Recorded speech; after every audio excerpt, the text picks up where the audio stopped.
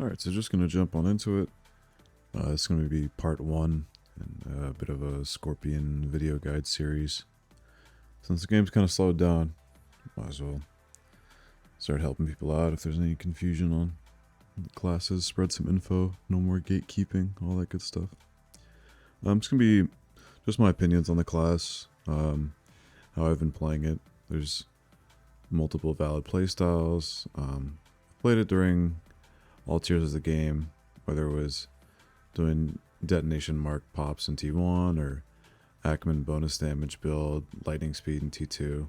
I did take a break from about June to September, so I missed a lot of the early raiding and all the heroic gear stuff, but eventually got caught back up on that when I came back, and the game actually like really broke crossbow, I feel, with all the heroic stuff.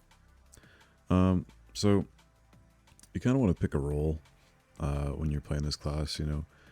Are you going to be mostly dueling other DPS, other daggers, think like kill squads? Are you going to be more of like a evasion scorpion, like trying to pick off prior targets in like the main ball while being like really evasive and slippery? Or are you trying to one-shot healers and kind of just take them out of the equation? So if you trade like yourself for 2 oracles or whatever, you know, fairly good trade. So yeah, just as a disclaimer, the builds are going to be focused on party play. Don't have a ton of experience doing like solo play. I don't know if you'd say I don't really have an evasion build on here. So playing with a party, you know, having healers, a tank, other DPS that complement you. There's nothing wrong with going, you know, more EVA or specialized for arenas or solo QBGs. You're going to do fine against 99% of the game, right? The class has been top single target DPS since launch. There's no issue with it, right? Or there's no issue performing on it if you know what you're doing. This is just my opinion, what I found success on, and just trying to share some tips that might help you out. Alright, so hop into like what I would consider like a balanced build here. Let's say you don't have stones on any of these actually.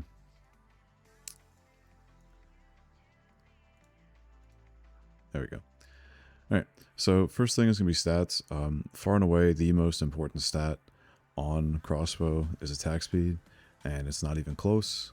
You basically want to get yourself to where you're soft capping at that 150% when like all things are included. So that's going to be your, if you're running Ackman core, I'm sorry, not Ackman core, the, where's it at? Kawa core, 15% attack speed. You're getting 15% attack speed off of your assassin step on a kill. You're getting 15% attack speed off of Da Vinci from the greatsword in your party, your tank. And then you'll also be getting 20% attack speed every time you nimble leap. So as you see here, when you nimble leap, you get that 1 second snapshot of 20% attack speed, which will bring you up to that 150 cap in total there. So yeah, attack speed, massive. It's what's going to let you do your combos really fast, unreactable.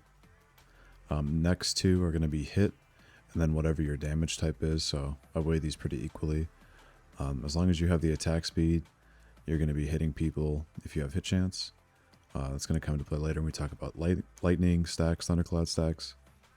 So you're either going to be a bonus damage build or like a crit and heavy build.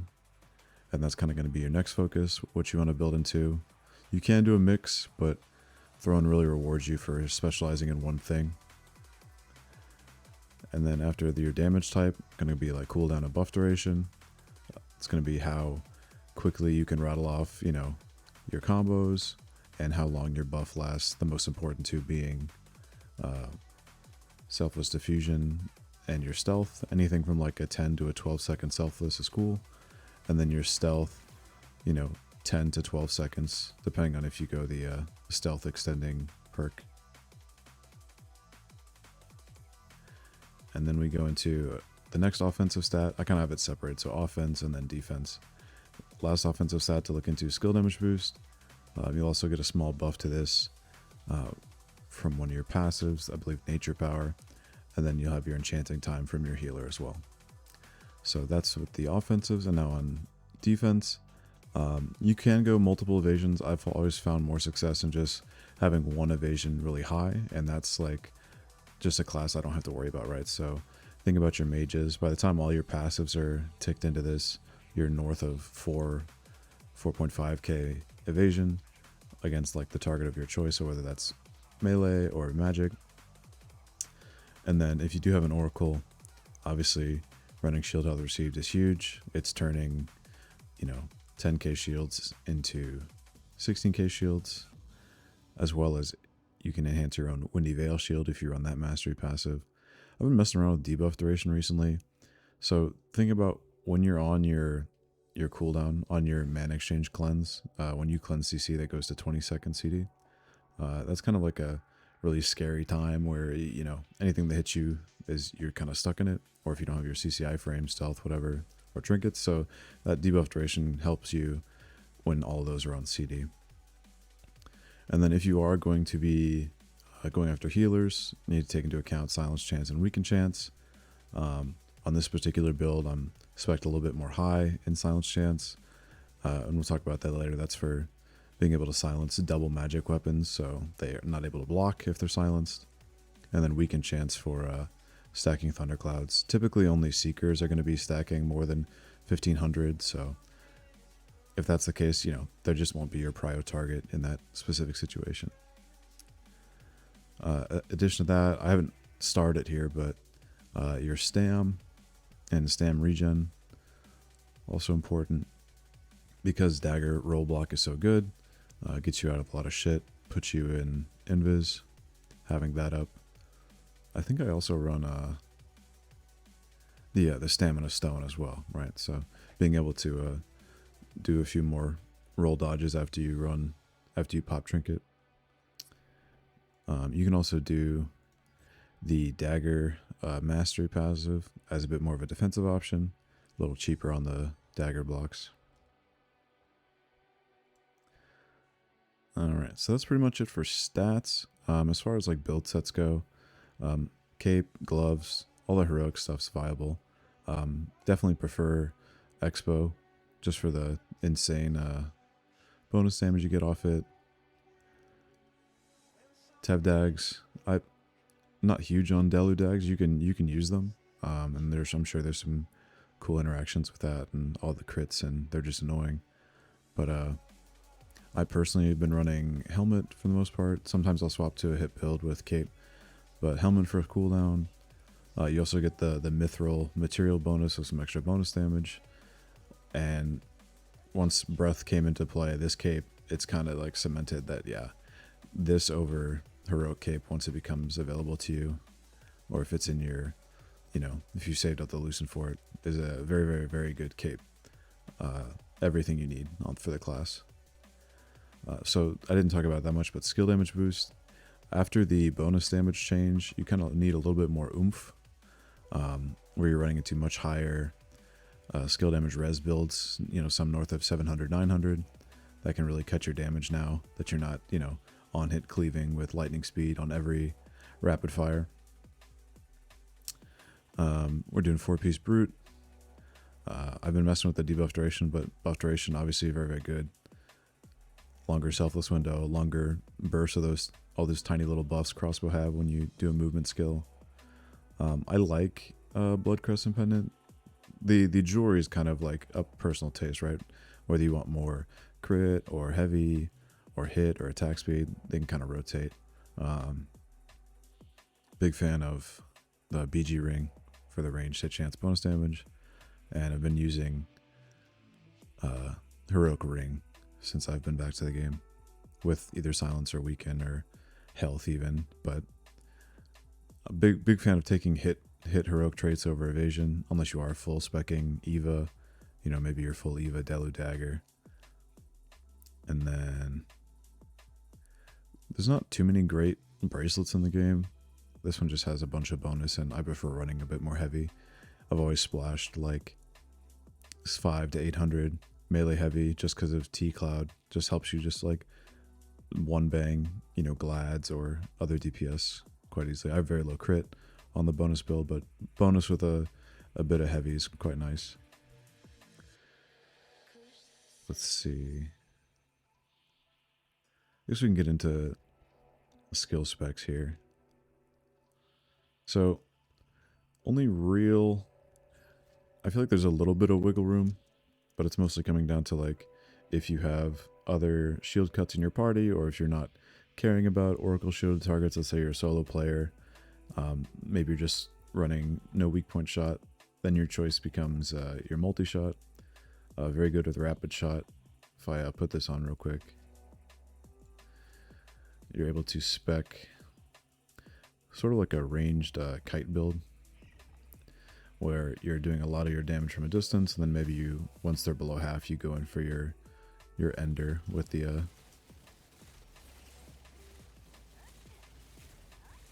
thundercloud. You know, you can kind of perma kite while you're in selfless with the rapid shot, you know. So that's one way to play it for sure. It comes down to preference, you know. Are you doing main hand daggers, main hand crossbows out, you know, from a distance? The only one big thing with main hand crossbows is, let's say you're in a party. If you're in stealth with main hand crossbows and you're in range of and you T-target off your party leader, you will start auto-attacking them. You don't have to use your auto-attack keybind, but if you T-target and you're in range and stealth, it will break your stealth if you have crossbows out. It's a little easier to control that with daggers for not breaking your own stealth. But yeah, I've been doing weak point shot with the cooldown, just because that's been letting me get multiple weak point shots in my burst window. You get basically one at the start, and then one about halfway through your selfless.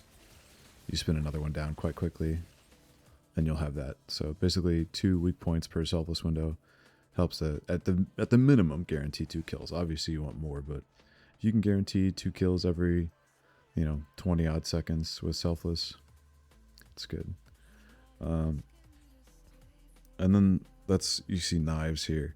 So most people will run weak point shot and then multi-shot. I don't know. For me, knives is just invaluable for spinning cooldowns and now giving us the thunder stacks. So thunder stacks, not stacking as fast anymore. You might get 4 to 8 stacks off a quickfire. You know, not exactly the instant 18 to 20 stack it used to be. But if you selfless and you have knives thrown, well, it probably helps you get lightning speed on,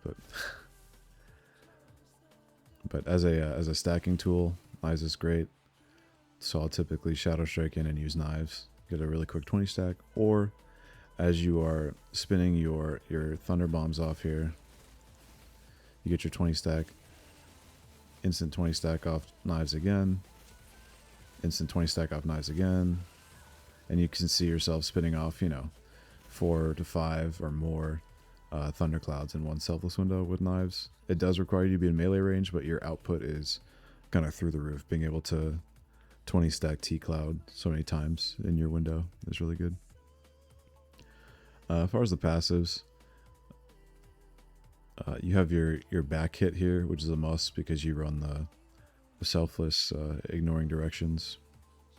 So you have that extra hit. There's so much free hit baked into the kit between Eagle Eye on the Mastery, doing back hit while in selfless, and of course your agile strike stacking up hit. So you get like 100 from this, 90 from this.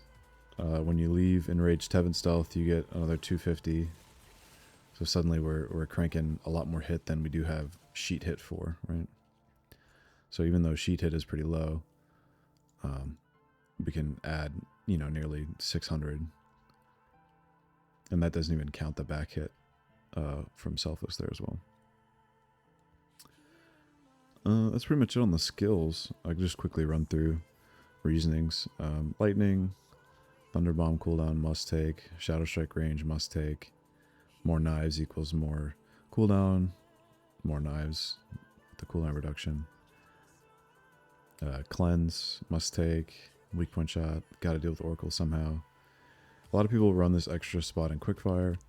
I'm not crazy about it. I'm mostly using Quickfire to stack lightning anyway these days. It doesn't do insane bonus damage well, it does. It applies bonus damage, but it's not giving you your lightning speed, your Mother Nature, your Lucians, you know, on hit anymore. So you're not 100 to 0ing someone with just quick fire damage with the on hit kind of cheese. And then Nimble doing the resets, immunity of course, and then 2 charges. The argument for multi-shot has always been that it's resetting your Nimble Leap, but if you're spinning with knives, your Nimble Leap oftentimes just doesn't really have a cooldown anyway, so I'm not too worried about having to reset Nimble Leap with multi-shot if I'm just like permanently spinning in Selfless, right? Now what can help is if you are out of Selfless, having multi-shot to reset will let you at least get your combo off. Let's say a multi-shot reset here and get the rest of my stacks. Yes, if I'm out of Selfless, multi-shot does help you. Most of the time though, I don't really engage out of Selfless just because it's not going to guarantee a kill. Very easy to counterplay a crossbow just very slowly stacking up from range versus, you know, they jump in your face from stealth and 100 to 0 you and just do like 18, you know, thunderclouds off at the same time, right? So just a difference in playstyle there and like reactability. That's another reason not to run main hand crossbows, is this is very obvious both visually and if they see you doing this from range. If that's how you're opening, very easy to react and counterplay versus, you know, buff stealth and then suddenly you're on them, they're heal cut, shield cut, 20 stacked and dead, right? And you can do that multiple times. Exactly, right? So it just comes down to, you know, what you're trying to do. Are you trying to kite from range, you know, playing a move speed kite build, whatever? Or are you trying to, you know, take them by surprise and kind of kill them before they can react to it with the attack speed? All right, and then we go from skills into masteries. I'll go crossbow first. I feel like this is pretty much like solidified. It's just what you run. If you run Deado, you probably go Reaper's Call to guarantee the mark does as much damage as possible, but you pretty much just run Agile Strike, Mirage Dancer, Eagle Eye, Annihilator. There's really not really much room for change here. You take the extra perception, extra dex. If you're Eva build, you know, could pick up your Eva nodes, any offhand nodes. Same with Dagger.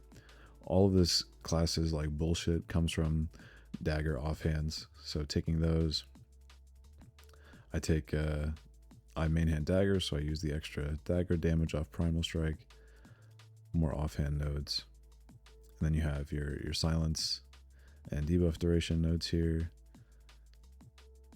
your attack speed on your combat velocity, and then strategic exchange, which is like what broke the skill, right? You have your bonus damage stacks because of the wording on it. Like if it has a damage mod, like a percentage, it's going to apply bonus damage per. So that's kind of what makes the skill cracked, is that mastery plus the bonus damage doubling. And then speaking of bonus damage, like as you're stacking it up, and I'm using Cow here, but let's say I also had like my food buff rolling, you know, you're north of 700, closer to 800 with everything rolling bonus damage, and that's, you know, multiplied by 21, and you do that several times and everyone just falls apart. Yeah, masteries, Dagger's the only one where you have like kind of some options, which is if you prefer like more dagger blocking, let's say you're high evasion with a lot of stam regen, you know, fluid block could be for you, versus the you know, you're probably not running daggers in main hand if you're evasion build because you're kind of kiting from range anyway. This is insane for the evasion, crit damage, and any build can take use of crit damage because you automatically crit when you leave camo cloak, and that'll come into play when we talk about combos here in a little bit. But pretty much it for the even if you don't take the nodes, like these passes aren't being used, the stats are just too good to pass up on. So cooldown as well. Alright, and then getting into actually like piloting the class and the combos, I'm going to chuck on a food buff just for a little more attack speed, just because it kind of exaggerates like how crazy the class gets. We have what I would consider like your basic opener, which let's say no buffs, you know, what's the quickest way to get to a 20 stack? You know, without knives, it's probably like this. And then maybe you do like your lightning hit into your thundercloud. So I tend to not go in if I don't have selfless, because it's risky to be out of stealth without your buff, because you're not going to get a kill, you're not going to get a reset for Tevin or whatever. So buff stealth, and then I like to open Mortal Mark, Weak Point Shot, Shadow Strike, and that's pretty much already an instant 7 stack. And then from there, knives 10 times out of 10 with a quick fire will get you to 20. And then you have your first thundercloud there, and then you can spin back around very shortly thereafter. So basically, depending on how many thunderclouds it takes to kill your target, you know, whether it's 1, 2, 3, kind of opener looks the same.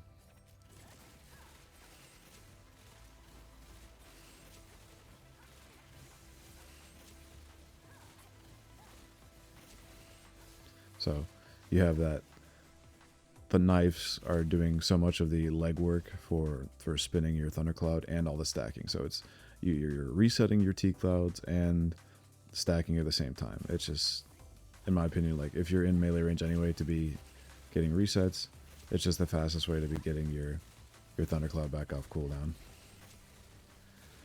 And if you can help it, so the initial engage you might knife first, but if you can help it, try to throw knives after you T-Cloud. So see, that was an offhand, it's already off cooldown. Didn't even need knives there. That's just how broken Selfless is, and why you should always play your engages around Selfless and Cloak, because they're just going to make you that much more lethal. Alright, what else we have on the notes here?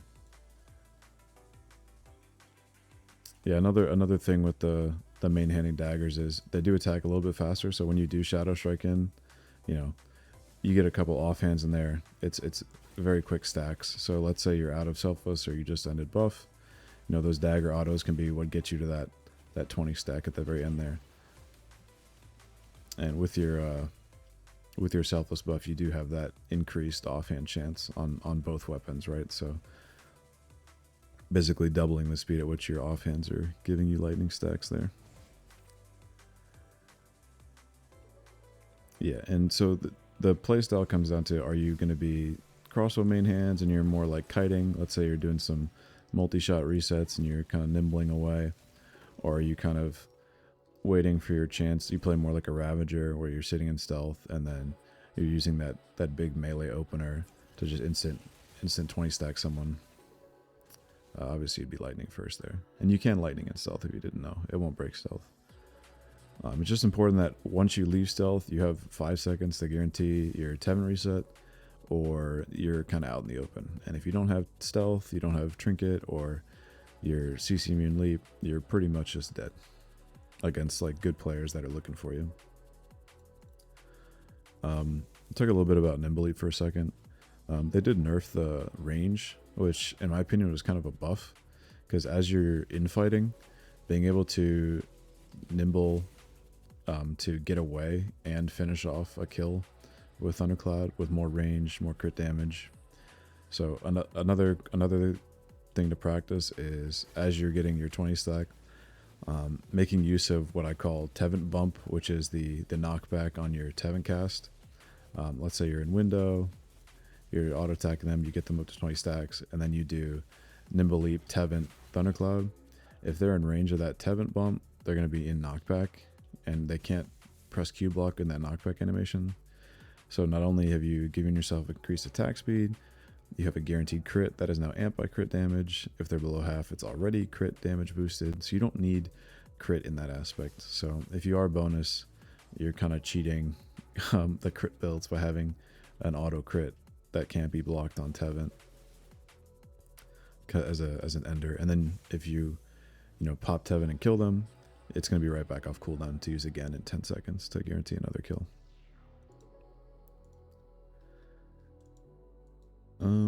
So part of why I talked about having that silence chance for is if they're double magic weapons, let's say they're a wand orb, staff orb, or they're just a seeker that uses wand block, being able to get that silence off guarantees that they can't Q block. You do have to watch out for Cordy eye wall. We'll give them that 4 seconds of CC immune, so just look out for that. But being able to play around that silence, and having so much attack speed, you're able to, while they're silenced, you know, be full 20 stacked in and out. You can even re-silence multiple times. Just keep spinning cooldowns with selfless and silencing. Very, very important job of crossbows, just to nuke those non-dagger casters, those oracle healers with the silence there. Yeah, so really make use of all your mobility in the kit. You know, if you need to reposition, we take the increased range on Shadow Strike, which gives us, I don't have any range in the build, but so 11.6 meter Shadow Strike, and then if you nimble beforehand, suddenly you have a 4 meter dash that also extends Shadow Strike range by 2.2 meters. So then if you do some quick math, my 13 point some odd meter Shadow Strike plus 4 meters, my effective engage range is now 16, 17 meters rather than only 13 or only 11. So just using that little range buff can also help for finishing kills. If you need to like just poke into range to finish with a long range Shadow Strike T-Cloud, just playing your range a little bit there, and then nimble leaping back to safety, right? So if you do play the kite build, those multi-shots, those rapid shots can help you get more and more nimble leaps back off cooldown, but I just don't see the need for it. If you're back in stealth after killing them or doing a couple of kills, don't really need the resets. So now I guess I'll go on to the the real combat portion. I'm gonna see if I can get Sabi to come to Guild Hall to test on real quick. Alright, so now we got Oracle. This is Sabi. This is my pocket Oracle. Say hi, Sabi. Alright. So Oracle is like your... I know they're just about to nerf the shield queuing, but kind of enemy number one in the game, right? If you let them shield stack and shield queue over and over, stuff's not gonna die. That's why we gotta shield cut them and kill them. So let's say Sabi's full shielded, full stacking up for a fight. Like you're gonna see the eye wall palm out here. Once you see that eye wall, it's safe for go time. So you need that to tick down to 7 seconds, and that's gonna guarantee that you're gonna get that chance to silence them. I think Sabi resisted it there, but if you don't wait for that QWERTY eye wall timer to get, so it's 2 seconds, and then typically they're 100% buff duration, so that 12-second eye wall, 2 of those seconds plus 2 more, 8 seconds. So if it's 7, you're definitely safe. So go ahead and do another eye wall there, Sabi, and I'll hop over to a higher silence chance build as well. Give me a second.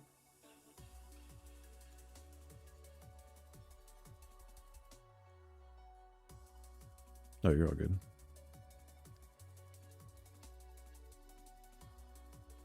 Alright. So full shielded Oracle.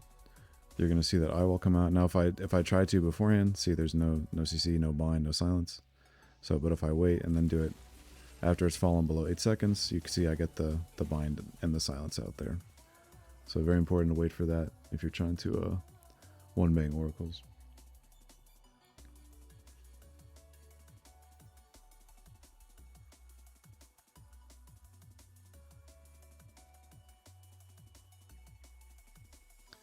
So I'm going to show just how like kind of unreactable the combo is. So Sabi knows it's coming, but there's not really a whole lot of counterplay options. So if you get a full shield on and you're eye walled and okay, I'm buff stealth and 7 seconds go time,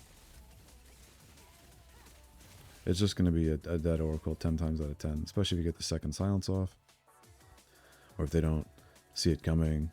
The only real counterplay is to Q block, leap and resist the silence, or be melee, or weaken res. Melee Eva or weaken res. So the basic, bread and butter you'll see people do, this is just from habits of having Lucian for so long, is, your mark, reset, and then your combo there. It's pretty slow, and they're going to see you, especially if you have crossbows out, they're going to hear the pew pew pew happen on them. So if you're trying to be stealthier, you're trying to make it kind of unreactable. The first thing you want to do is silence, and you're kind of able to, you can see the speed at which Mortal Mark travels, weak point shots very fast, and then obviously the blink is a blink. So being able to make those all stack at once as you open from stealth is going to lead to, you know, a dead Oracle if you pass the silence chance check. So go ahead and full shield again. And once I see that countdown, you really want to watch for that 8-second mark. And then from stealth, just that easy. And I'm convinced that getting that kind of assassination isn't as easy without knives, just because knives will guarantee the 20 stack from melee range, especially if they're silenced or bound, they can't really do anything. I'm going to talk about Tev bump here. So it is a collision check, so against most DPS this is going to work, but you're very easily able to finish off kills with Tev into a guaranteed crit. Just get my reset real quick. Nah, it wasn't in time. But you also get that hit increase as well, so maybe against an evasion target, you know, being able to get that Tevin bump into confirming the kill is important. And just cycling back to builds real quick here, actually. You can see kind of the comparison here. So you have like a build with a lot of CC chance, a build with more Eva because it's not shield health, and then obviously max hit, right? So getting to that 3k melee hit will help you at least, you know, survive against some of these 3.5, 4k melee evasion stackers if they're trying to counter you there. After the bonus damage patch, became a lot more important to have melee hit because you're not just solo killing from ranged. I'm going to show the Tev bump again here. So let's say you're getting your 20 stack. I'm going to do like just a disto, yeah. So you're getting your 20 stack, and you're like, oh, they might leap away. You can actually just, let's say the Shadow Strike doesn't silence, you leap in Tev, and you get that big crit there. Whether or not the silence is there, that cloak is going to let you tap into your crit damage stat without building any crit, right? So you Tev bump, they can't block because of the knockback, and then you finish with your Thundercloud. If they're below half HP, probably not dying, or probably not living, right? So again, that's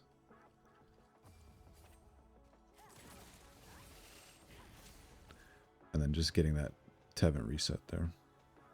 All right, a lot of it's just like getting the attack speed up and then kind of noodling around with the class, like seeing how you can spin your CDs. And basically, the more Thunderclouds you're able to spin off, the more people you're going to kill. So that's why I run knives. You stack faster with daggers out. And just the dagger autos on this setup do like quite a significant amount of damage, like chunking through shields and all that. So again, with a full shield, I'm going to forego the Shadow Strike and just try to chunk through shield and dome and time dilation and all that. Just with raw damage, right?